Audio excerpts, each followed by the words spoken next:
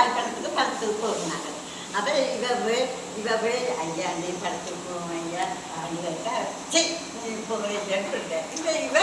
இவர்கிட்ட சொன்னால் நீ போயிட்டு ஐயா இங்கே நான் சரி ஐயா செய்வேன். இவ போயிட்டு இந்த படம் எல்லாரும் படிக்கெடுக்கோ அப்படி அவர்கள் கேட்டு சரி என்ன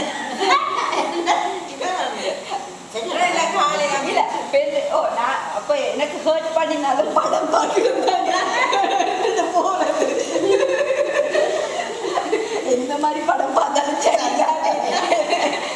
ஆனா sad in my heart I was sad நான் கேட்க இல்லைன்றது.